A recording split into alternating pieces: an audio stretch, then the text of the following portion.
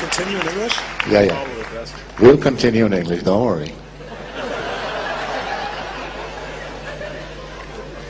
Now, please, ladies and gentlemen, first of all, let me say thank you to Ivo and your group for inviting me here. I wish I had money in your bank, but unfortunately I don't. I have another treasure that I carry in my head that I would like to share with you. And what makes me even more happy is that I see a lot of children around here. Because now I have dedicated my life, or whatever is left of it, to the children of the future.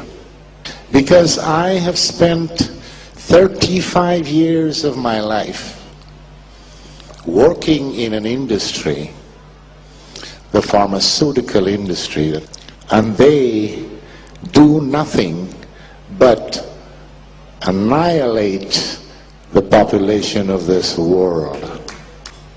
And why do they do that? Because they want to make money, money, money, money, money. They don't care about your lives. They only care about their wallets. Now, whatever I tell you here today is not something that I dreamed about or observed somewhere. It's something that I have done myself. I have been just as criminal as they are. My hands are just as dirty as these people. Now, all of you sitting here, answer me a question. When you go to the doctor, he looks at you, stethoscope, laboratory tests, machine tests, this word. Those tests, by the way, is to make money. Then he tells you you're sick. Here's a prescription. Go to the pharmacy and take this medicine, 1 tablet 3 times a day. What do? Tell me. They don't throw it away. All of you here, you go to the pharmacy and you get your medicine and you take it, like the good citizen. But when you go to the car company to buy a car, you ask the salesman questions. If you don't get what you want, you don't buy the car.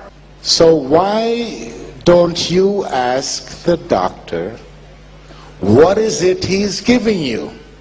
The reason I'm telling you this is because only you have the power to stop these criminals with what they're doing in the pharma industry. Because you are not sick people. You are consumers. You are consumers. And the pharma industry makes money because they tell everybody that you are sick. Now, you can ask me the question, why have you been doing this then? There are several reasons, and I'm not making any excuses. I was a bad boy. I was colored. I was young. I'm still colored. I got scared last night when the good doctor over here told me I look a little pale. I said, Jesus. Yeah, but she fixed it. It's okay. Well, at least up till now, it's coming. Anyway, the reason was that I was young. I was a colored man in the white world. I had to survive. The pharma industry gave me a good job. And I felt that I was in medicine because that's what I studied. So I started as a salesman. What was it? As a salesman. So I had a good salary. I had the car, the expense account. And as I moved up in my career, where I eventually became a director for a company in Sweden, the affiliate company of one of the largest and most evil pharma corporations in the world, Eli Lilly and Company. You may have heard of them. They're evil. And I can say that because I was part of the evil. So in those days, the money, I've been around the world, You ask me all the top hotels in the world. You ask me about all the big airports in the world, gourmet restaurants. I had a golden key to the wine cellar of the Opera Cellar in Stockholm, Sweden. The Opera Cellar is where the Nobel people have dinner. I mean, you can go in that restaurant.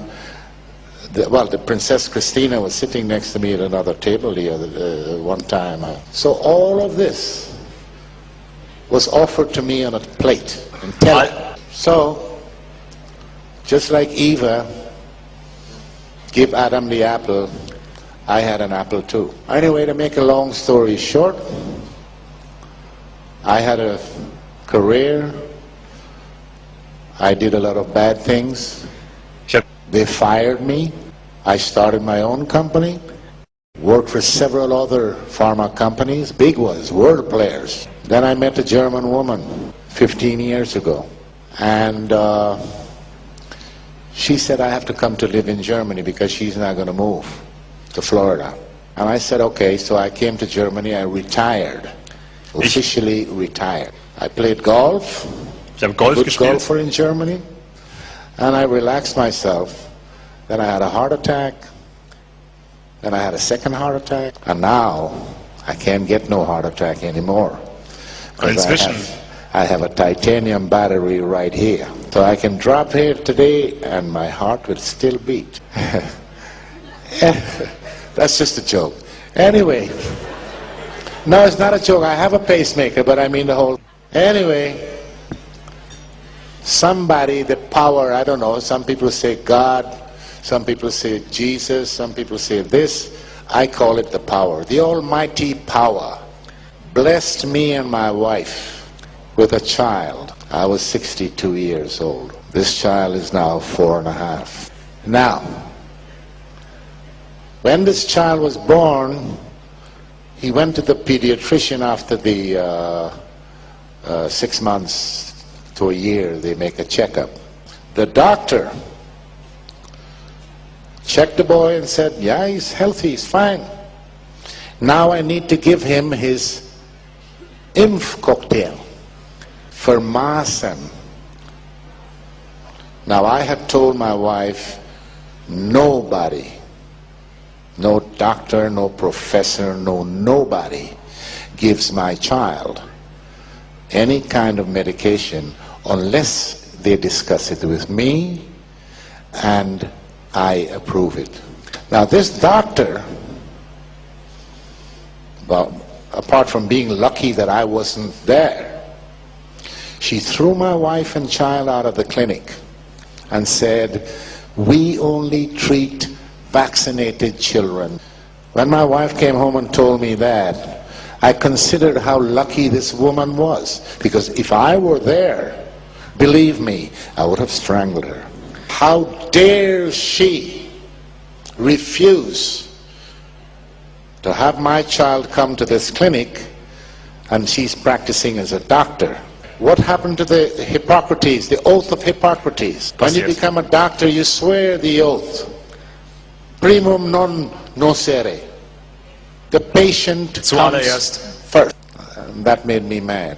So I researched this lady, and I found that she was sitting in a committee, or on a committee, with a politician and members of the pharma company that made the the vaccine. And they're propagating to the government in Germany to introduce mandatory vaccination. So I started to do some research on what's going on in Germany in the medical business. I've never worked there. I only lived there. I got my pension from Sweden, by the way. I don't get anything from the German state or anybody. I found out also that general practitioners, just like this woman and other doctors, were prescribing psychotropic drugs to children. Shortly after that, I read in an article that was posted from the European Medical Association that they were going to approve the drug Prozac to give to children. Es heißt Fluctin in Schweiz, in Deutschland. They were already prescribing another one called Ritalin. Now, I started to see red, and all the memories from the first day I joined the company as a salesman, it all started to come back. And I started seeing shadows at night. People dying from taking medication that was legalized because I had bribed the Swedish government to get the Sulasung for Prozac in Sweden. Now, can you imagine that?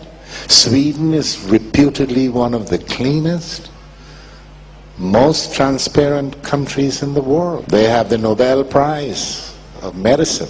And what I didn't think of at the time, the Americans, my friends were talking about them. Sorry, Jim. They love the prestige of the Nobel Prize. That is why it was important for them to get the registration of Prozac in Sweden. That was one of the major things that I did, because the company told me, your career may depend on it. Now, I can't go through all the items of corruption I've been involved in. It's too many. I'll have to spend a couple of weeks here. But you can read about it in my book that's selling over there. It's called Nebenwirkung Tod. It's in German, and the English version last week is now as an e-book for any of you who might be interested in that. Now, as my colleague Rima was referring to earlier in her speech, what is the pharma industry doing to us? They're the most powerful industry in the world. They sleep in the same bed with governments. They use corruption to get what they want. Corruption involves money. Cool. They have lots and lots and lots of money, and that is how they make their money. Now, they also kill more people than the wars we have in the world. But long term, they punish you and then they kill you. And that has to stop. We need, according to the way things are today, we need the pharma industry because there are some good things out there. Sorry, Rima, I might be contradicting everything you said, but there are some things there that is good, but most of it is rubbish. They're not interested in curing any disease you may have. They're more interested in making you get diseases. They're interested in symptomatic treatment. They want patients who are diabetics, cardiology patients, Parkinson's disease, rheumatoid arthritis, arthrosis, because you live a long time and the drugs that you have to take, you take that for the rest of your life. So let me ask you the question. Is there anybody in here that can tell me when was the last time you heard or read that a pharma company has come with something that cures a disease? Beantworten Sie I mir give you folgendes. €100 right now if you tell me. They don't cure anything, they make you sick. Now, this company that I talked about, the Eli Lilly and Company, remember that name. They have been doing this for years and years and years. 3 weeks ago, I received a mail. I get alerts on whatever is happening in the industry from various places. Eli Lilly and Company was fined Strafgeld by the Justice Department in Pennsylvania, in America, $1.4 milliarden. for one product that I have written about in this book 2 years ago. That product was used to treat, it was a neuroleptic, a psychodrug that was approved to be used on schizophrenics. So this company wasn't satisfied with that. They went and sold the drug to old people's home because they say it wouldn't cost so much to be there in this home because you give them this pill and the old people will sleep. So the workers wouldn't have any problems at night. But what they didn't figure on was that this drug had the side effects, which, by the way, before it came out, they had hidden under the table. The side effects, a lot of people died of heart failure, kidney problems and whatever. And then there was some speculation going on because the patients that received this drug, it's called Zyprexa, the patients that received this drug also got diabetes. And who is the largest diabetes medication producer in the world? Eli Lilly and Company. So, speculating. So they were taken to court and they were fined. It's the largest strafgeld in the history of the nation. Now there are a couple of other companies that were fined heavily for other drugs in the pharma industry, and these are huge companies. But it never came out. You know why? Because the press works also with the pharma industry just like the government does. And I was surprised because the Germans, they say, yeah, we write about all these things and whatnot, but they didn't write about this one. The pharma companies use the media to implant its dirty work on you. You never get to know the truth until it's too late. You have to raise your awareness to a higher level. Don't take for granted what your doctor is telling you, because the doctors these days, let's say during my working half of my life, they don't know much about medicine, and they don't care much about their patients. They think about how much they can get paid. And this is how the pharma industry reigns, stays in power. They buy the doctors. They pick them up when they're in medical school, 4th year, 5th year, pay their tuition, train them. Because the doctors don't get information from anywhere else except the pharma industry. And I know, because when I was a salesman, the pharma company used to tell me, never talk side effects. They taught us something called FAB, F-A-B, features, advantages, and benefits. Don't talk about side effects, that's taboo. I also know that they hide the dangerous side effects because I was in charge of a clinical study for Fluctine or Prozac. When the doctors came rushing into my office one day because we were running a small trial in one of the largest hospitals in Stockholm. The first week they started the trial, 2 of the patients tried to commit suicide. And this is a major side effect of these psychotropic drugs. They call them the SSRIs, selective serotonin reuptake inhibitor. That's the long fancy. It's called akathisia. The pharma industry, by law, is not obliged to give out information like that. Their friends in Washington made sure of that.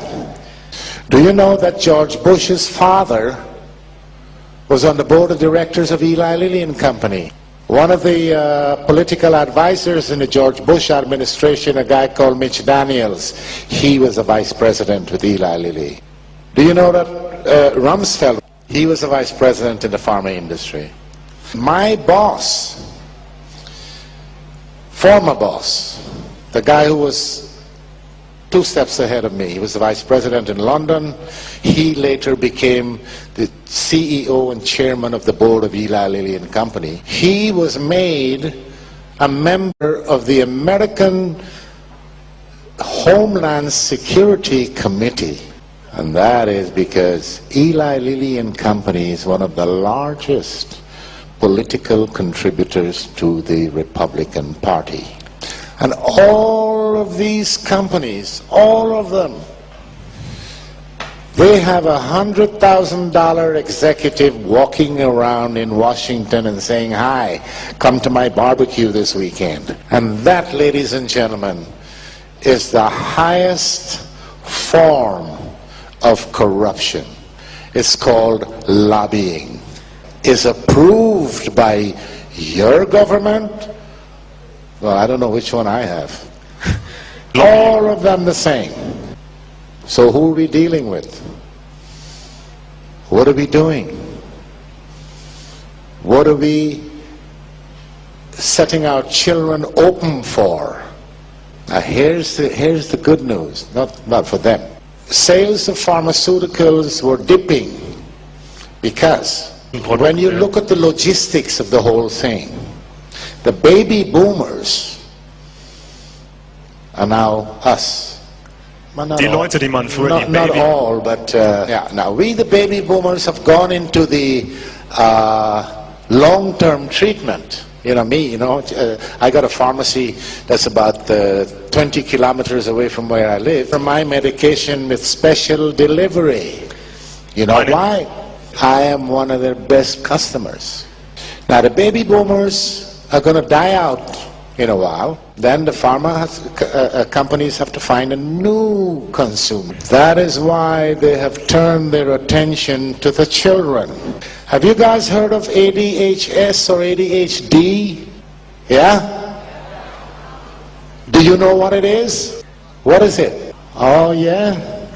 Well, it's funny, but all these years I've been in medicine, nobody can come and tell me up till now what ADHD is. Yeah, syndrome makes it a sickness. Since they can't prove that this is a sickness, they changed the S to D, calling it disorder. And when it comes to that kind of disorder, for example, how do they measure serotonin in the brain of a child? Do you know how to do it, doctor? With a Ouija board. That's one way of doing it. Yeah, right. But I don't think the pharma industry even knows about Ouija boards.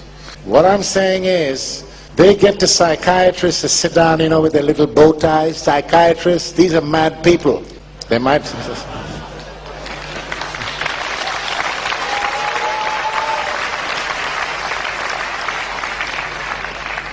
They sit every year, a few of them selected from around the world, and they sit in a room and they make up what they called the Bible for psychiatry, the DSM.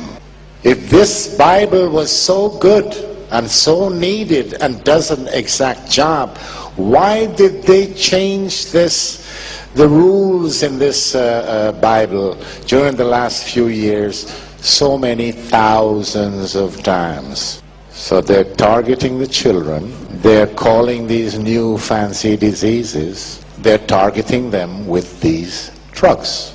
Strattera, Prozac, Ritalin, Paxil, Zoloft.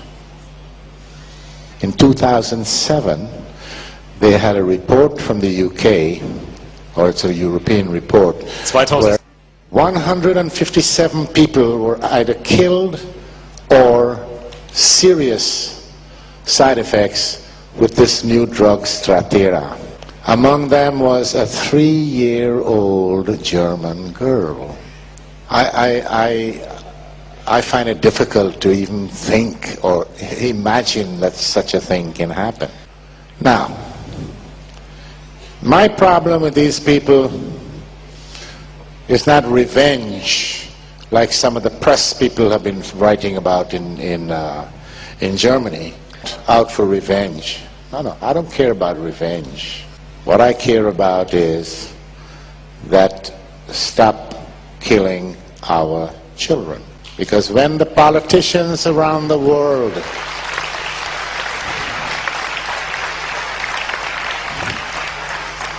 when the politicians and all the other idiots, like the psychiatrists, for example, they talk about we have to save the world, the environment, the gases, the green, everything else. All these people with the power in their hands to do something is not doing a goddamn thing. They still try to manipulate. And now they've fixed their eyes on the kids. I don't know about you guys in here, but that's not going to happen to my kid. Never, never. The other thing that is very, very significant, when Volvo or Mercedes or Audi, they bring a series of cars on the market, and something went wrong. The computer system maybe doesn't function well, the brake system, something. What do? They bring them all in. They fix the problem and then they go back and sell it. When a pharmaceutical company brings a drug that's killing people,